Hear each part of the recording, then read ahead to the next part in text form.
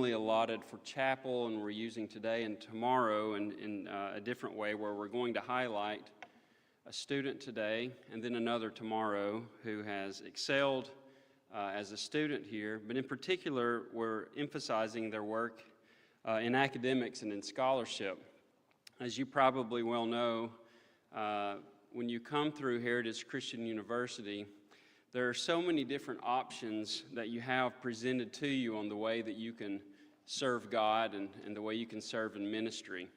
And so this ranges in a lot of different areas and a lot of different types of ministries. And so we like to try to appreciate the diversity of ministry that you can do once you've left Heritage Christian University. And so this in particular, we're highlighting a student who has been able to produce some outstanding academic work leading up to graduation, Lord willing, May of this semester. Dax Holt will be completing his MA degree here, and the work that he's presenting comes out of the research he's been doing to complete this degree, and so he's going to be able to demonstrate some of this great work to us in just a moment. Also, I'd like to mention that Dax, who is a husband and father of 2 daughters, does plan to continue his studies beyond Heritage Christian University, where he will hopefully in September be beginning his program at the University of Aberdeen, where he'll be pursuing the PhD. He's been accepted into that program, and so at this point, it's just the details of moving forward with that. So we're really proud of him and the work he's done. We're proud of him as a person, as an individual, as a Christian, the work that he does not only in the classroom, but outside the classroom, within his church community as well, as a teacher, an active member, and as well as his personal life as well. So I don't want to take any more of his time. For this Scholars Day, we're really excited to have Dax Holt speak to us. And you can applaud him if you like.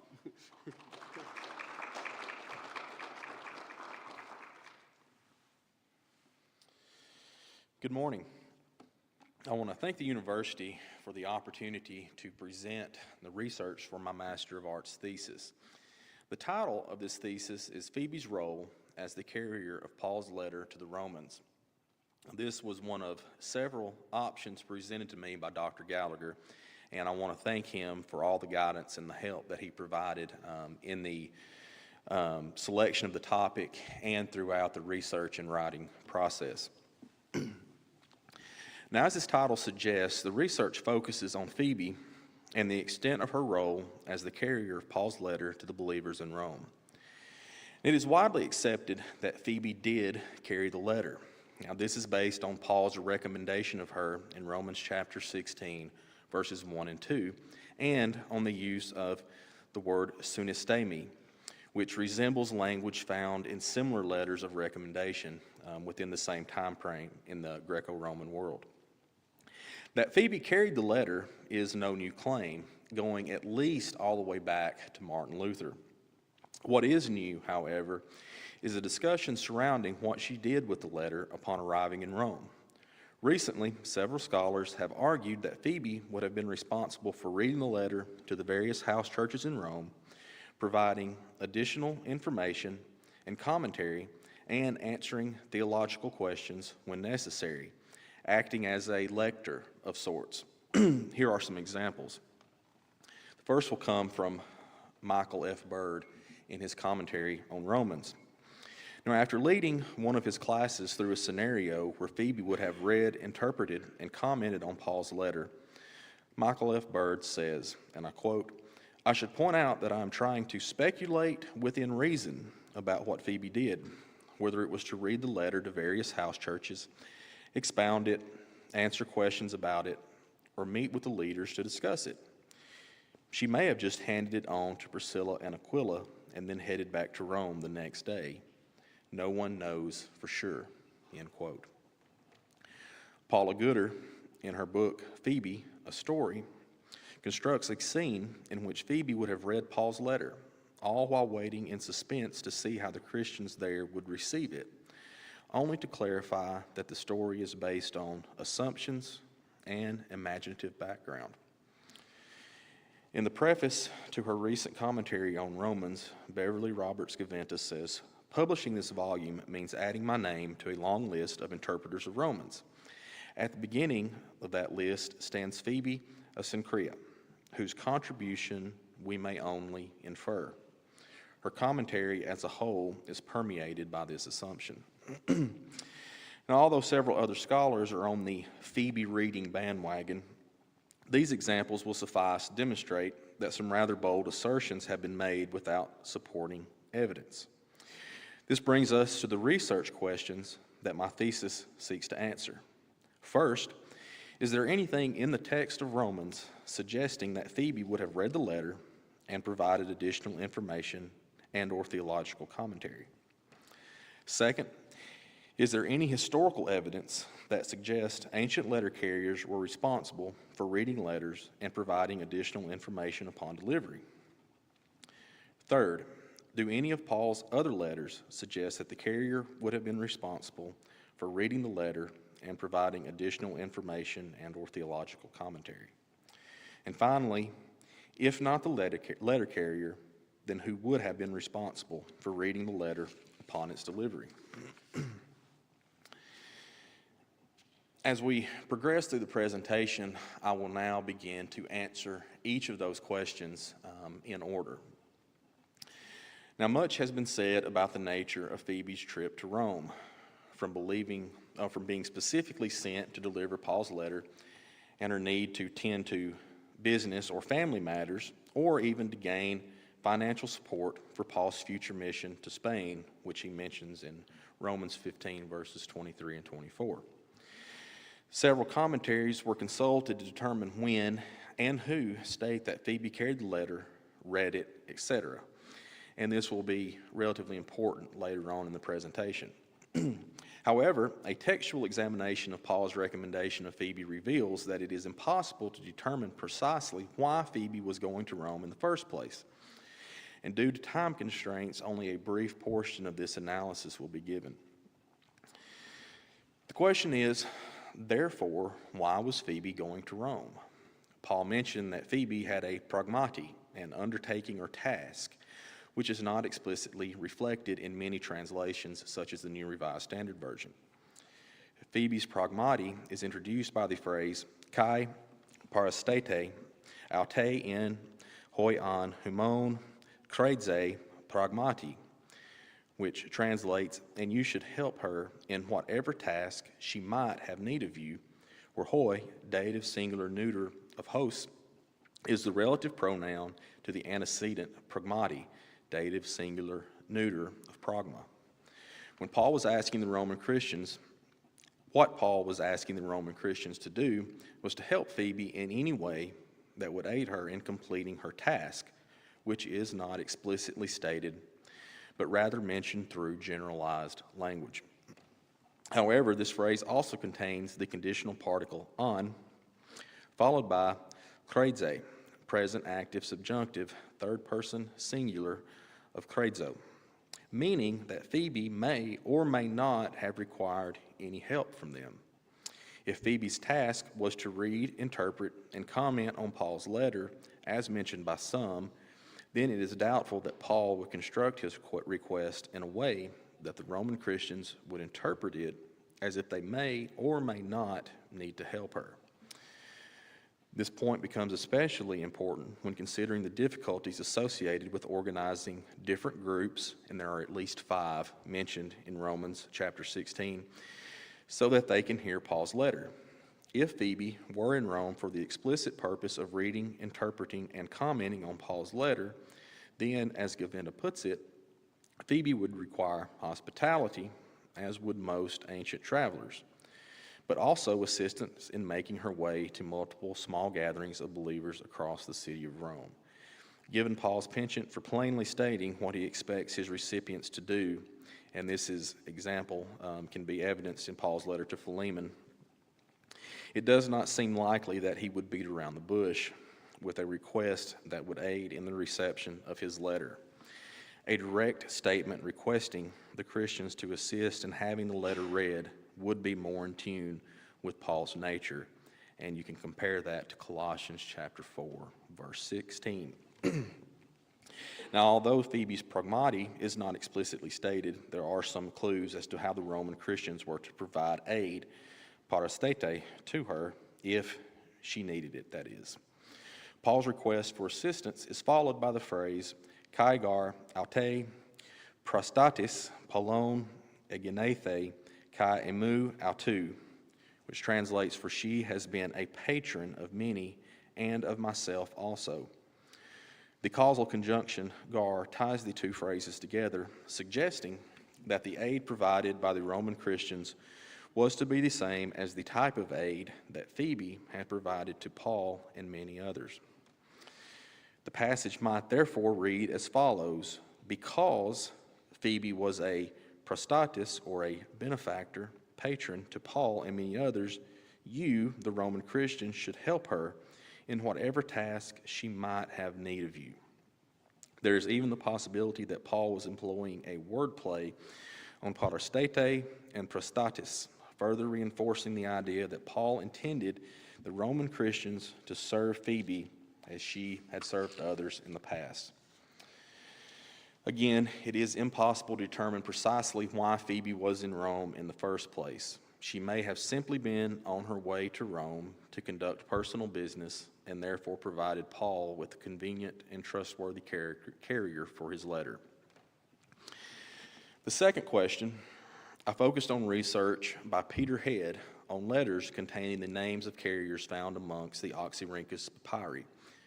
In his article, Name Letter Carriers Among the Oxyrhynchus Papyri, Head discusses over 40 personal letters in the Oxyrhynchus Papyri that provide a possible background for Pauline practice, 3 of which, P. Oxy 113, 3313, and 3305, are discussed in more detail. Now, although Head examines these letters within the context of determining what could be expected of a Pauline letter carrier, that is, did the letter carrier read, interpret, and or provide additional commentary, he does not directly compare what is said in the Oxyrhynchus letters to what is said about Phoebe in Romans chapter 16, 1 and 2, which is what my research did.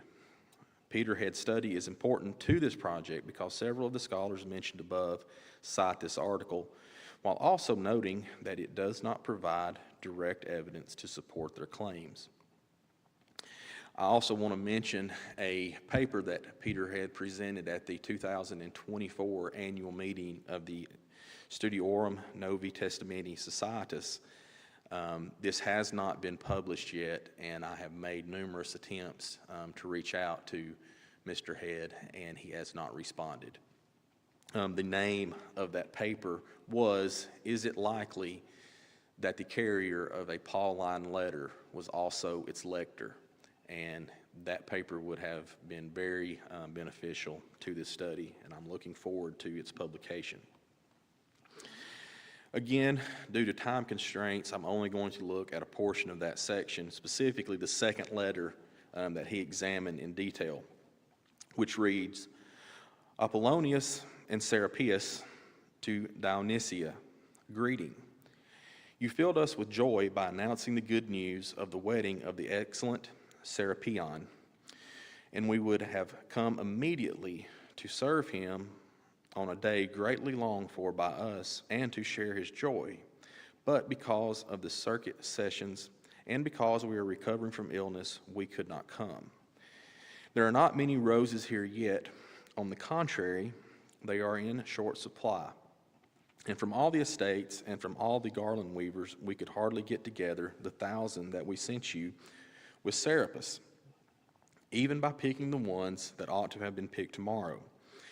We had as much narcissus as you wanted, so instead of the 2,000 you wrote, we sent 4,000.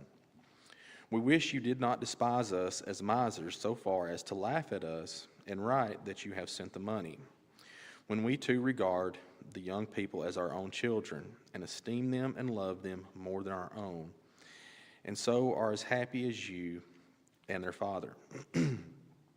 Write to us about anything else you want. Give our greetings to the excellent Alexander and to Serapion and to Theon. May the evil eye not touch them.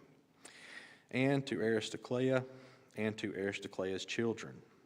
Serapis will tell you about the roses that I have made every effort to send you, as many as you wanted, but we could not find them. We pray your health, lady," which concludes that letter. Now, there's a significant amount of information contained in this letter. Apollonius and Serapius are writing a letter to Dionysia to express their joy at hearing of Serapion's wedding, and to explain that they were unable to attend due to circuit sessions and because they were recovering from an illness. The letter goes on to explain the reason they could not supply the number of roses that were requested, but twice the number of narcissi were sent through Serapis, who is presumed to be the letter carrier, ha epempsamin soidia serapa. The letter also states that Serapis will explain why they could not source the requested number of roses, even though some explanation is still provided. Peterhead states that in this way, Serapis is expected to be able to supplement the emphasis of the letter itself with his own testimony about the crucial point, the problem of the roses. If we compare this example with Phoebe, we can make a few observations. That Serapis is presumed to be the letter carrier, although he is not explicitly named, does relate to Phoebe. However, there are two key differences. First, it is said that Serapis will further elaborate on the situation of the roses, which have already been mentioned in the letter. Paul makes no mention of Phoebe elaborating further on any matter that is mentioned in the letter to Rome.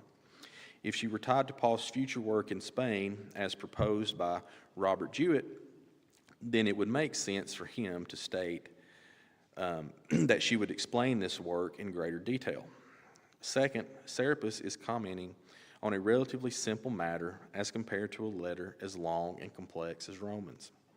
This letter does not demonstrate that the letter carrier would read the letter to the recipients upon delivery, nor does it demonstrate that the carrier would provide additional information or commentary beyond what has been stated in the letter's contents.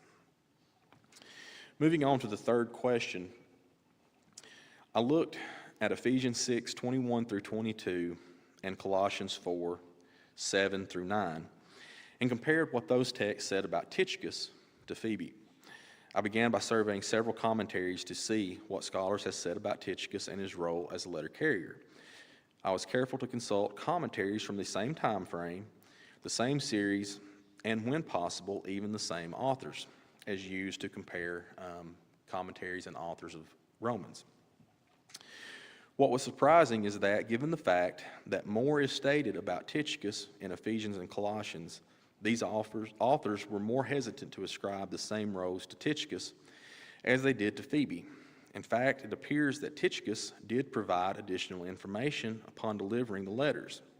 However, that information appears to be information about Paul and his current condition and or circumstances, as evidenced by the phrase "ta kat emi," literally the things concerning me, compared to Philippians 1:12, which represents what Paul desires the Christians in Ephesus to know. The interrogative clause "ti praso," literally "what I am doing," is an idiom relating to how Paul is doing, more so than what he was doing. These phrases, therefore, add clarification and emphasis to exactly what Paul desired for the Ephesians to know about him, that is, the current circumstances of his life and how he was faring. And finally, we move on to the fourth question, which is, if not the letter carrier, then who? Since letter writing was an essential part of communication in the Greco-Roman society, the communication process would not be complete without having the letter read. In fact, letters were not only written to be read, but also to be read aloud, whether to a crowd or in private. Several extant letters written by Pliny the Younger provide examples of books being read aloud by a reader.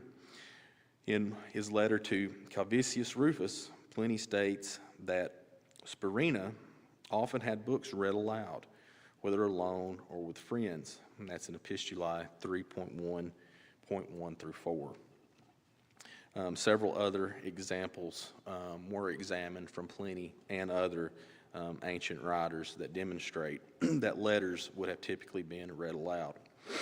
Now, having a letter read aloud would help combat the low literacy rate of the Greco-Roman world, which William Harris states likely never rose beyond 10%.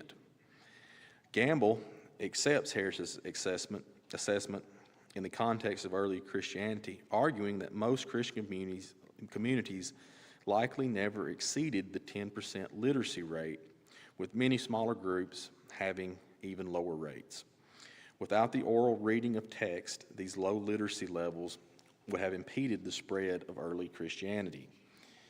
A highly illiterate populace would therefore benefit from an oral reading culture, since even the illiterate would be able to hear a text being read.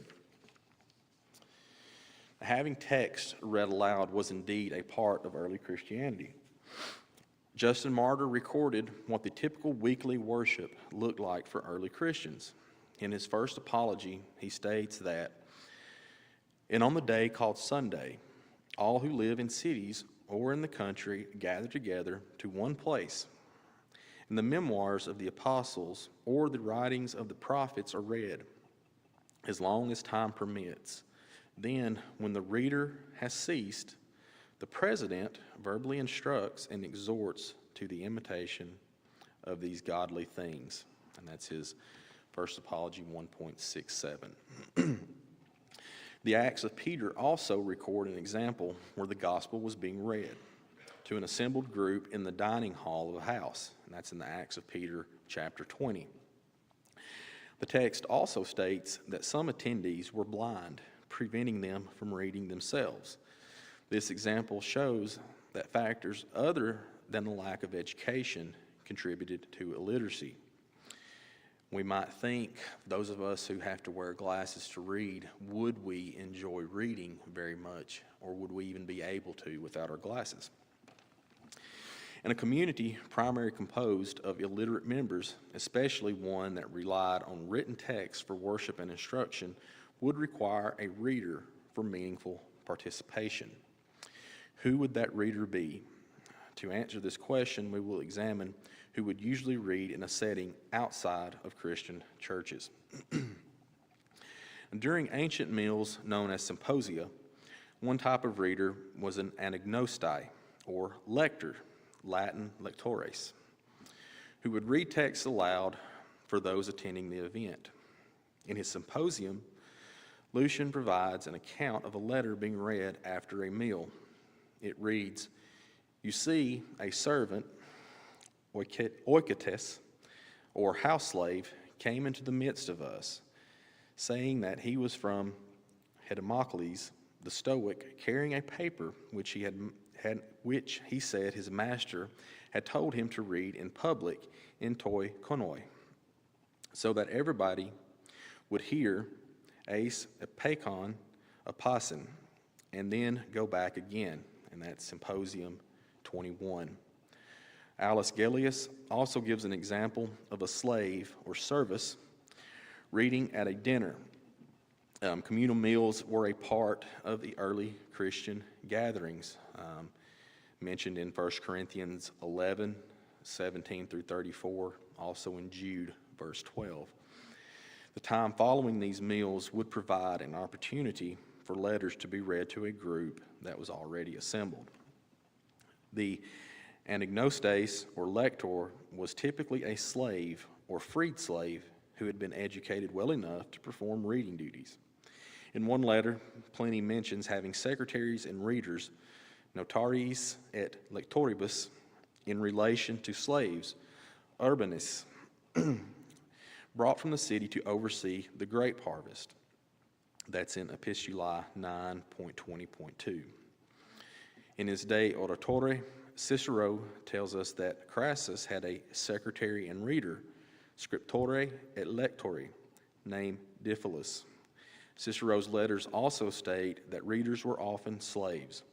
In one of his letters to Atticus, Cicero mentions the death of his lector, Anagnostes Sositheus. He states that Sositheus was a charming lad and that his death had affected me more than the death of a slave or servi ought to. In another example, in a letter to Cicero from Batinius,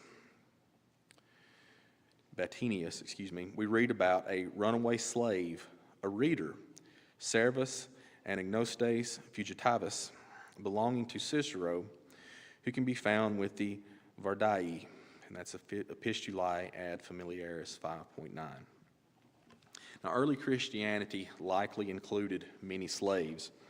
If we look at Philemon verse 16 as one example, also in Romans chapter 16, it lists the name of an Urbanus, which would be a Greek transliteration of the Latin Urbanus.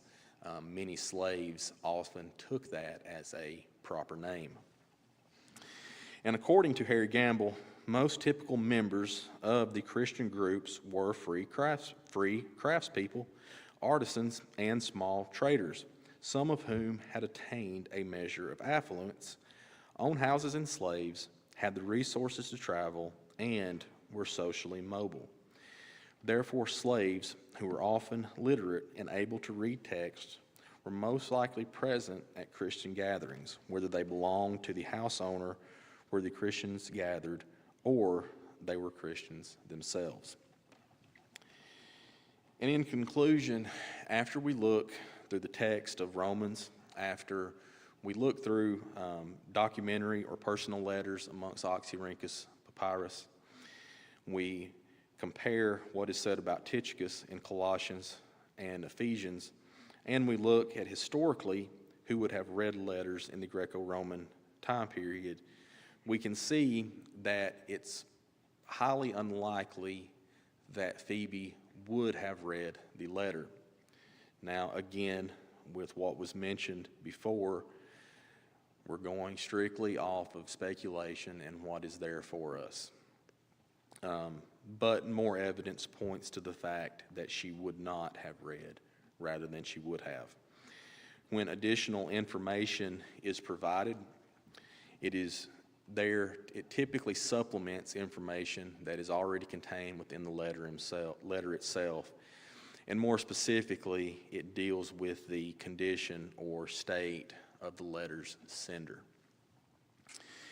And I would like to conclude the presentation this morning by reminding us that this study does not seek to diminish the role of women or letter carriers in the early church. The New Testament confirms the activity and the prominence of women in the early church. And we see with the rise in popularity of letters being used to communicate to the individual churches, letter carriers would have also provided a very important role in the early church. And to again reference Michael Bird, who says, developing a doctrine of women and their roles in the church requires a look at several texts to see what the entirety of God's Word have revealed on the subject. And that, I believe, is what our call here is to do, to look at the entirety of God's Word, to remain faithful to what's in the text. And I know that is the goal of everyone here. It is the goal of the university, and is my goal as well, to provide as close and as accurate of an understanding what early Christianity was and represented, so that we today can model that as closely as possible. Again, thank you for the time, and I know most presentations like this usually allow time for questions. I'm not sure if we're supposed to do that or not. Jeremy's got the thumbs up. We got Got 1 minute? We'll fudge it a little bit. Caleb said he didn't want us to get out too early. So questions from anyone? I'll try to see you.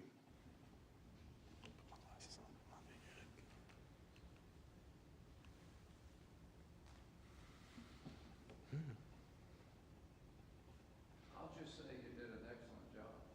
Thank you. I appreciate it. This is the largest research project I had done up to this time. And again, I want to thank Dr. Gallagher for his help throughout this. Dr. Barrier. Knowing that you're still hoping to hear from Peterhead or his article.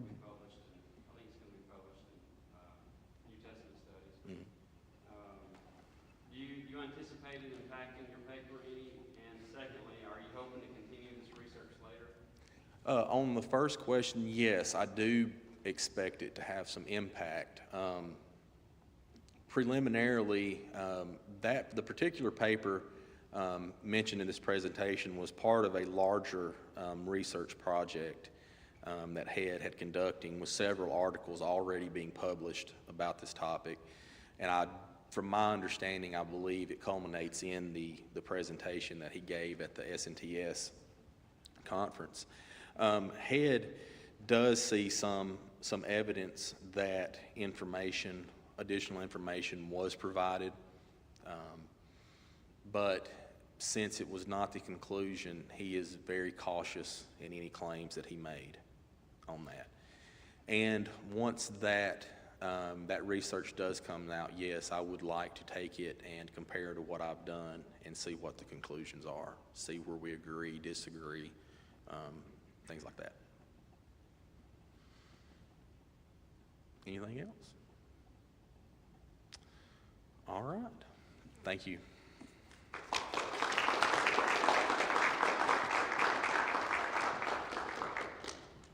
Thank you so much, Dax, for the outstanding presentation. Thank you all for actively listening to this presentation on Romans 16 and being here today. We're dismissed.